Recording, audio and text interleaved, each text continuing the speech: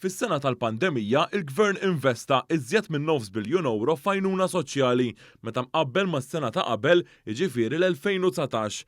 Dan ħareġ minn ċifri minn rapport dwar in-nefqa soċjali ippubblikat mill-Uffiċċju Nazzjonali tal-Istatistika l-NSO li minna ħareġ ukoll li l-Gvern investa iżjed minn €2.6 biljun fis-settur soċjali. Skont dawn iċ-ċifri tal-NSO meta tqabbel sena ma' oħra, iż-żieda f'termini perċentwali kienet ta' 28.6%. Il-Gvern investa f'aktar minn €410 miljun sabiex jilqa' għad-daqqa tal-pandemija tal-COVID-19. Iżjed minn 96% ta' dawn il-miżuri marru għall-iskema tal-COVID Weight Supplement. Il-Gvern introduċa din l-iskema li permezz tagħha beda iħallas il-paga ta' €800 lill-eluf ta' ħaddiema.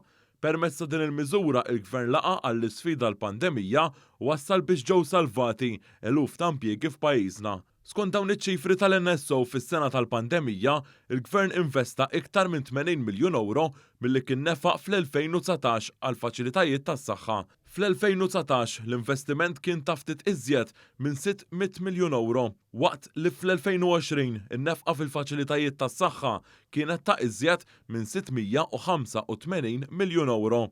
Permezz ta' dan l-investiment, il-Gvern investa biex lesta għal kull eventwalità f'każ li pajjiżna kien se jkollu ħafna każijiet tal-pandemija fl-isptar. Dan fil-waqt li Malta flimkien mal-bqija tal-pajjiżi tal-Unjoni Ewropea kellha l-ewwel tilqim għal kontra il-COVID-19 f'inqas minn sena minn mintu bdiet il-pandemija.